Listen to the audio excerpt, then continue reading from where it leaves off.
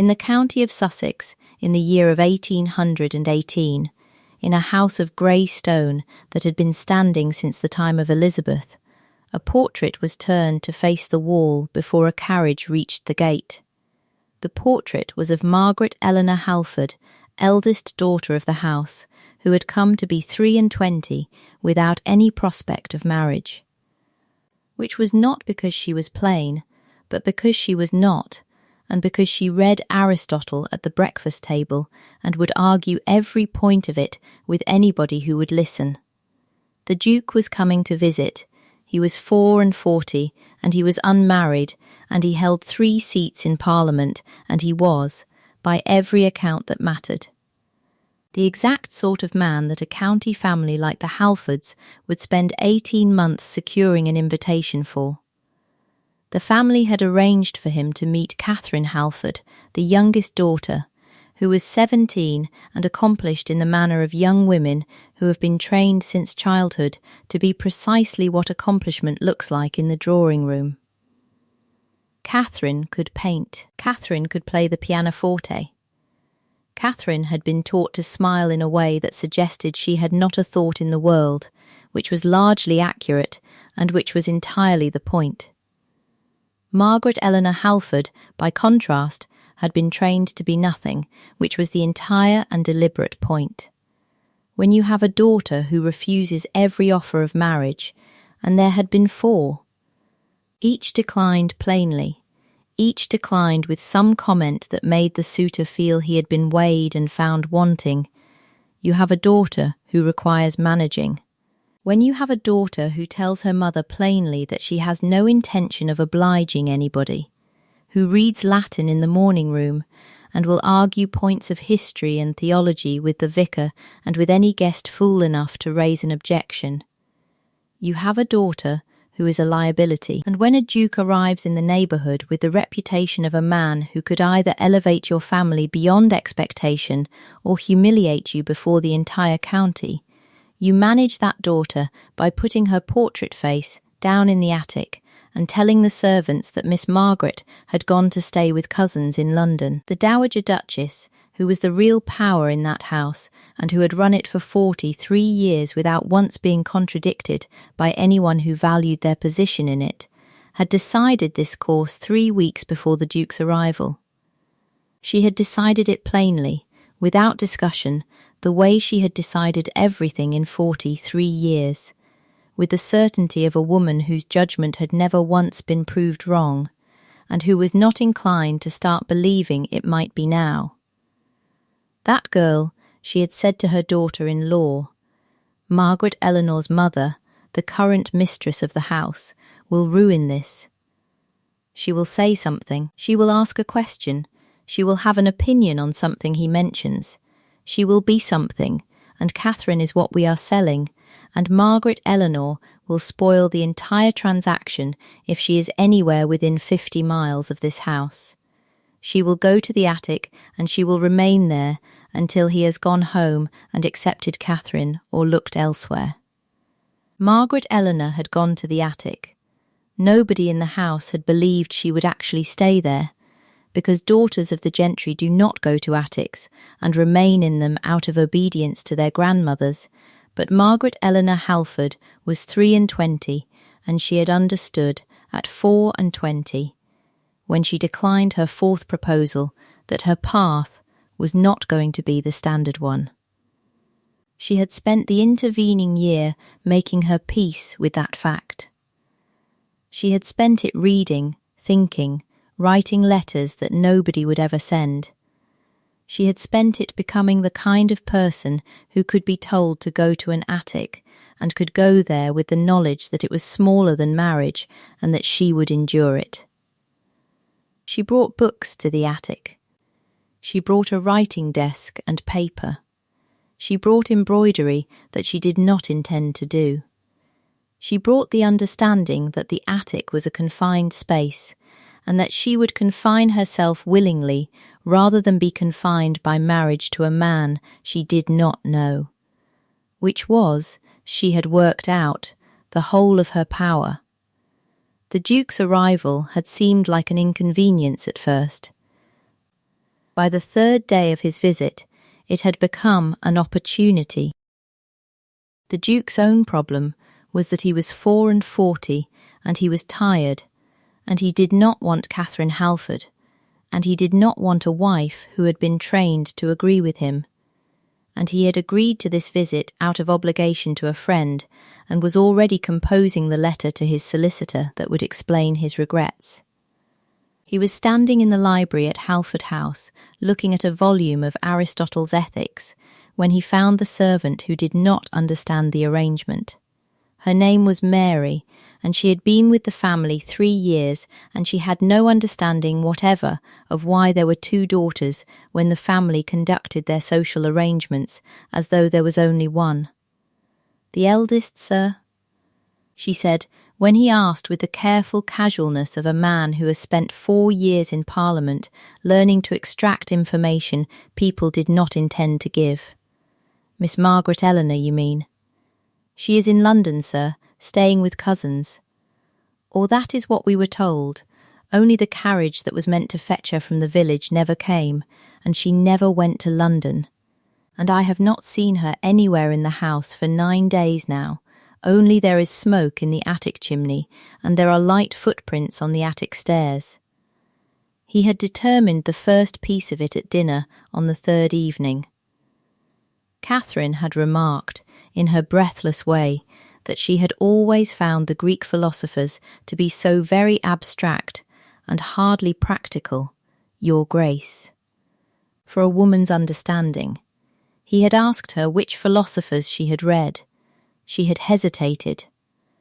Then the Dowager Duchess had said with absolute smoothness that Catherine was so modest that she would never presume to claim scholarship, and the Dowager had turned the conversation to the pianoforte, and that should have been the end of it. But it was not the end of it, because half an hour later he had found a bookmark on the table in the morning room, a place in Aristotle's Ethics, marked at a passage about virtue, and the handwriting on the inside of the cover was young, and it was educated, and it was absolutely not Catherine Halford's careful, taught hand. He had asked Mary, the servant, directly on the morning of the 4th day, in the corridor outside the library, with nobody else present.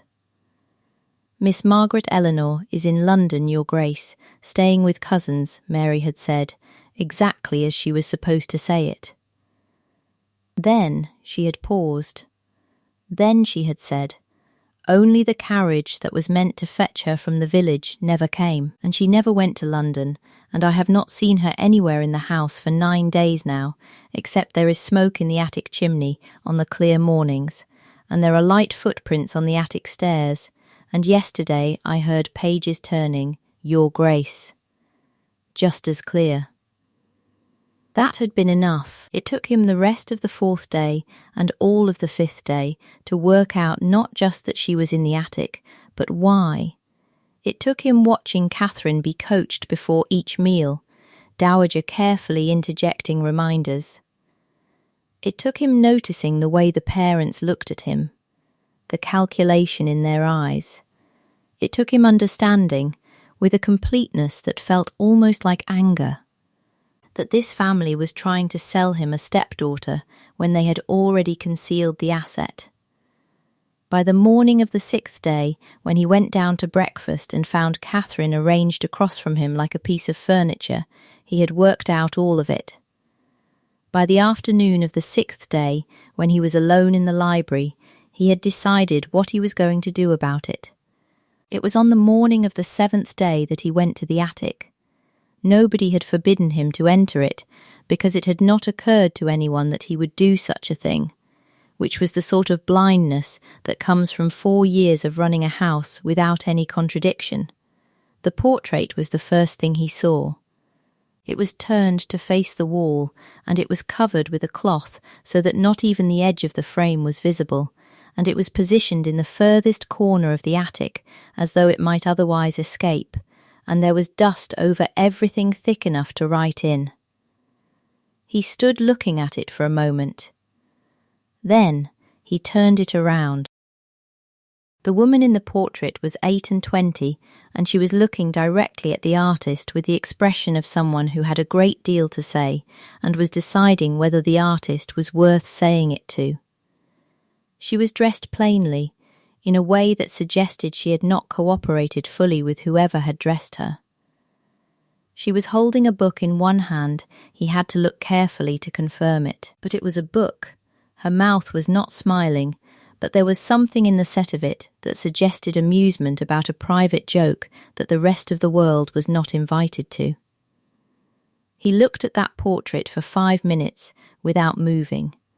Then he picked it up carefully and carried it downstairs.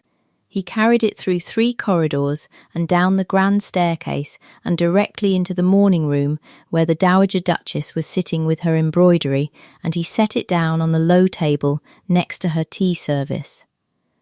The Dowager Duchess looked at the portrait. Then she looked at the Duke.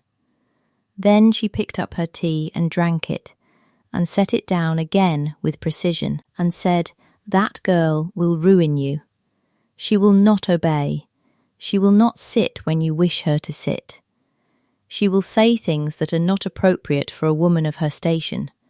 She will embarrass you in front of Parliament and in front of the county and in front of the King if she ever gets close enough to the King to say something. She will destroy the very thing you believe you are marrying into." "Yes, ma'am," said the Duke. "I am counting on that."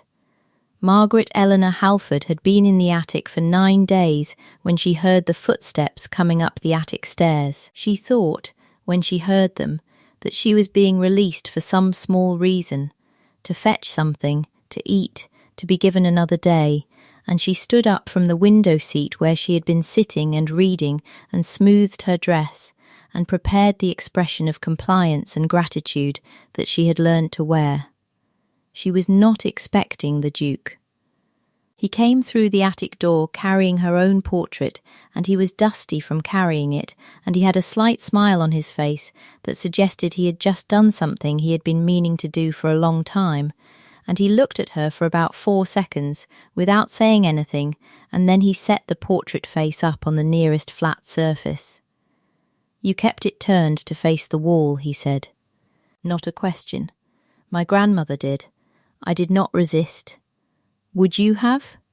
She considered the question. Nobody had asked her a real question in 9 days. Nobody had asked her anything that was not a statement disguised as an inquiry. "I do not know," she said finally. "I have not known for 4 years whether I was choosing my path or whether my path was choosing itself and I was simply going along with it." He sat down on an old trunk as though he owned the place, which, she realized later, he did not, but which he had decided to own anyway from the moment he set foot in the attic. "My name is Sebastian, and I am 44. And I have been watching your family try to pass off your youngest sister as interesting for 3 days, and it is a painful thing to watch a family work so hard at something so fruitless. They dressed her in the colours that are supposed to make a girl beautiful. They taught her what topics she should discuss. They coached her on how to laugh. And she has still got the expression of someone who would rather be reading a book if she has ever read a book in her life, which I suspect she has not." He stood up and walked to the small window at the far end of the attic, the one that looked out over the gardens. "I read Aristotle in the original. I have argued with the vicar about virtue, and I was right, and he was wrong, and he has never forgiven me. I have told people what I actually think at breakfast, and I have found it to be exhausting and to be the only worthwhile thing I do all day. I have spent 27 years being the sort of man that families want to marry their daughters to, because I hold 3 seats in Parliament, and my family is old, and my income is secure. And I have watched, over those 27 years, families train their daughters to want nothing, and to say nothing, and to be nothing. And I have understood that I could marry any of them, and would wake up in 20 years married to a very beautiful piece of furniture." He turned back to look at her. I did not want to marry furniture. I wanted to marry a person. And I looked at the portrait on that table downstairs, and I saw a person who had opinions and who held a book, and who was looking at the artist with an expression that suggested she had something to say. And I understood that I had found the only interesting thing in this house, and that your family had hidden her in an attic, and that I would have to marry her whether she wanted to marry me or not, because if I did not, I would spend the rest of my life knowing that I was a coward. He paused. So I have come to the attic to tell you that I am going to marry you, and I am going to ask you if you want to marry me, and I am going to respect your answer either way, but I am hoping very much that you will say yes, because I suspect that you are the only woman I have ever met who might be worth spending 30 years of my life having breakfast with. Margaret Eleanor Halford looked at the portrait and looked at the man sitting on the trunk, and she understood that she had a choice, which was the first real choice anyone had offered her in 4 years. You have not asked me, she said. No, ma'am, I am not going to ask you. I am going to tell you that I am going to ask your father for your hand properly. And you are going to come downstairs tomorrow morning, and you are going to come into the morning room, and you are going to tell them what you think of all of this, and they are going to understand that they have been made into exactly the sort of fool that people who try to hide interesting daughters make themselves into, and you are going to marry me anyway, and we are going to spend the rest of our lives arguing about Aristotle and being unsuitable in the way that matters. And if I refuse? He looked at her directly then, and she saw in his face that he was serious about this. Then I will go home, and I will spend the rest of my life thinking about a woman in an attic who read Aristotle and had nothing to do with me, and I will be miserable, which is my own fault and my own business, and I will deserve it. He held the portrait out to her. She took it. They sat in the attic for 2 more hours. He asked her what she was reading. She told him about Aristotle and about which passages had struck her, and about the things she did not understand, and about the things she understood too well. He argued a point with her about virtue, and she pushed back on his argument, and he revised his position, and she pushed back again on the revision, and by the time he left she understood that she had spent the 9 days in the attic waiting for a man to come up the stairs and argue with her, even though she had not known it until he was standing there. Tomorrow morning, he said, at the door, his hand on the frame. Do not delay. Come down when you are ready. Tell them what you think. Tell them that you are done being hidden. I will not delay, said Margaret Eleanor Halford. I am done being hidden. Yes, ma'am, said Sebastian. I know. That is why I am marrying you. They came down from the attic together on the morning of the 8th day, and Margaret Eleanor was wearing a day dress that nobody in the house had known she owned, and was carrying her own portrait in both hands like a thing that mattered. The Duke was walking behind her. He was no longer dusty. He looked prepared for war. They walked directly into the morning room where the Dowager Duchess and Margaret Eleanor's mother were sitting over their embroidery and their tea. Margaret Eleanor set the portrait on the low table between them. Sit down, said the Dowager, without preamble, without surprise. She had been waiting for this. I prefer to stand, said Margaret Eleanor. I am going to marry the Duke. I am going to marry him because he found the portrait, and because he did not ask my permission, and because he is the first person in my life to have told me plainly that being quiet is not a virtue, and that being interesting is not a fault. He has read Aristotle, and he has not agreed with me on a single point, and he has been willing to argue every one of those disagreements over breakfast, which is a thing nobody has ever done. Her mother opened her mouth. Margaret Eleanor continued, which was something she had learned to do in the attic. Do not stop talking. Do not give them a space to argue back. I have spent 27 years in this house trying to be what I was told to be, and I spent the last 4 years being told that I was too much and too loud and too interested in things that women are not supposed to be interested in. I have spent 9 days in the attic, where I could read what I wanted to read and think what I wanted to think, without being told I was wrong. I am done being hidden. I am done being ashamed. I am going to marry him whether you consent or whether you do not consent. If you do not consent, you may tell the county that I have run away, and we will both have got what we wanted.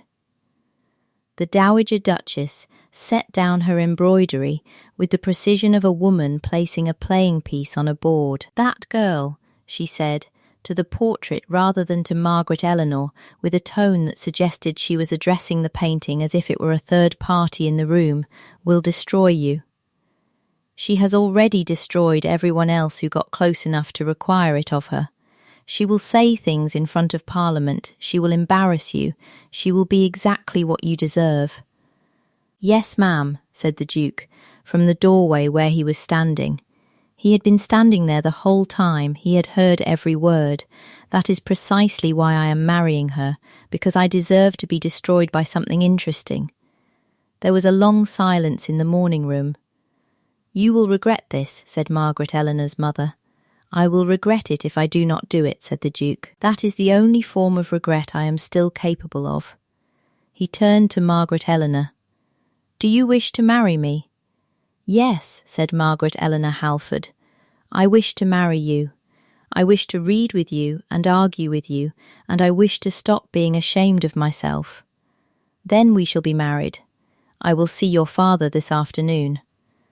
The banns will be read tomorrow, and we shall be married in 4 weeks, and that is not negotiable." He said this to the room, and then he offered her his arm, and they left together. He saw her father at 4 o'clock in the afternoon in the study. Edward Halford was 52, and he had been letting his mother run his house for the better part of his marriage, and he had become, by that point, the sort of man who had opinions about very little. "She is in the attic," the Duke said, by way of opening. "Your mother put her there 9 days ago. I found her this morning. I am here to ask for her hand in marriage." Edward Halford set down his brandy. "My mother put her in the attic." "Because she was afraid Miss Margaret Eleanor would ruin the match between myself and Miss Catherine. Miss Margaret Eleanor has agreed to marry me. The banns will be read tomorrow. We shall be married in 4 weeks. I came here to give you the courtesy of asking, but I wanted to be clear that this is not contingent on your approval. You have known my daughter for approximately 24 hours. I have known a portrait of her for 24 hours. I have known that your family was hiding her for 24 hours. I have known that any woman who would endure an attic rather than be manipulated into a marriage is a woman worth knowing for the rest of my life, and I have known that for 24 hours. The Duke stood. "I do not require your blessing, but I would prefer to have it. However, if you refuse me, I will still marry her, and I will tell everyone in England exactly why I am doing so, and your family's reputation will not survive that explanation. So you may decide whether you would prefer to have a daughter who is a duchess, or whether you would prefer to be known as the family who locked their daughter in an attic rather than let her marry up." Edward Halford understood, in that moment, that he had never in his life made a decision that mattered, and that he was not going to start now. "You have my blessing," he said. "Thank you," said the Duke, and left. The marriage took place on the 28th of June in the parish church at Halford, and the attendance was thin, which was entirely the family's choice, because the story of how the Duke had found her had spread through 3 counties before the banns were even read. What spread was not the true story, What spread was that the Duke had found her locked in the attic and had freed her like a heroine from a poetry book, which was both more dramatic and less true. The truth was smaller and more elegant. He had found a portrait, had done the arithmetic very quickly, had decided that a woman who would choose an attic over an unsuitable marriage was exactly the kind of judgment he wanted to be tied to for the rest of his life. The Dowager Duchess did not attempt to stop the wedding. She did not write letters. She did not make scenes. She did something worse. She did nothing at all, which was a kind of statement in itself. She did not attend the wedding. She did not even send word that she was not attending. On the morning of the 28th of June, she simply did not appear, and her absence was louder than anything she could have said. The banns were read for 3 Sundays, and the scandal grew with each reading. It was not the scandal of a forced marriage or a runaway marriage. It was the scandal of a family that had attempted to hide a daughter and had been discovered. It was the scandal of a duke who had chosen a woman that her own family had deemed unsuitable. It was the scandal of a woman who had spent 9 days in an attic and had walked out of it without shame. Society, being society, was divided on the matter. Half of the county considered it a scandal of the first order and resolved to have nothing to do with the marriage or the couple. The other half was curious, and curiosity being a stronger pull than propriety, they attended the wedding anyway, to see what sort of woman was worth creating such a fuss over. What they saw was a woman of 23 who walked down the aisle with her chin up and her eyes forward, and who said "I will" in a voice that was steady and clear, and that suggested she had no doubt whatsoever about what she was doing. They also saw a Duke of 44 who looked at her as though she had just invented herself in front of his eyes, and as though he could not believe his luck that he had found her. The marriage took place on the 28th of June in the parish church at Halford, and the attendance was thin on the Halford side of the aisle, which was entirely the family's choice. But the Duke's side was packed with friends and colleagues who were there, in some cases, to see if the story was true, and in other cases to support a man they respected who had decided to marry for love instead of alliance. What spread was not the truth. What spread was that he had found her locked in the attic like a heroine from a poetry book, which was both more dramatic and less true. The truth was smaller and more elegant. He had found a portrait, had done the arithmetic very quickly, had decided that a woman who would lock herself in an attic rather than marry badly was a woman of exactly the kind of judgment he wanted bound to him for the rest of his life. They lived at his seat in Kent for the first 8 years, and then divided their time between Kent and his house in town during the season. The first year was difficult, though not for the reasons his friends had predicted. It was not difficult because she was shrewish or difficult or unsuitable. It was difficult because nobody in his social circle knew what to do with a woman who would not perform the role of duchess in the way duchesses were supposed to perform it. She did not defer to the wives of senior politicians. She did not soften her opinions for comfort. She asked questions at dinner that were not supposed to be asked. But it was also difficult because she had spent 4 years being hidden, and it took her 4 years to understand that she did not need to hide anymore. She would catch herself sometimes about to not say something, and then she would say it, and then she would apologize for saying it, and then he would ask her why she was apologizing for a true thing, and she would have no answer. By the end of the 2nd year, she had stopped apologizing. By the end of the 3rd year, some of the wives of the senior politicians had begun, carefully, to ask her opinion about things, and to listen to it, which was a different kind of difficult, because it meant she had stopped being an amusement and had become a person that people actually sought out. Margaret Eleanor learned to manage both houses by making decisions and explaining the reasoning behind those decisions, which irritated the servants at first, and then became a way of running a house that nobody had thought of before. She took tea with the wives of members of Parliament and told them what she actually thought, which was not what they were used to hearing, but which they began to value. She read in the library in the mornings. She wrote letters about politics in the afternoons. She spoke her mind at dinner. Nobody in the country was comfortable with it, and nobody ever persuaded her to stop. They had 4 children together. The eldest was a son who was clever and who read everything she did, and who argued with his father about Aristotle before he was old enough to attend Eton. The second was a daughter who was quiet and who sketched everything she saw, and who learned languages the way other children learnt to ride. The third was another son who was boisterous and who wanted no part of books. The youngest was a daughter who was born with the same expression her mother had in the portrait, looking at the world as though she had something to say and was deciding whether it was worth saying it. The portrait hung in the gallery at his house in Kent for 31 years. It hung at a height where it could be seen, not hidden away, hung with intention and with pride. Guests would ask about it, and the Duke would tell them the truth. He had found her in an attic because her family had hidden her, and he had married her anyway, and he had spent every year afterward being grateful for it. Most of the guests did not understand what he was saying. A few of them did. Those few understood that he was describing the thing that every interesting man wants, and that almost no man has the courage to actually marry, a woman who will not hide any part of herself.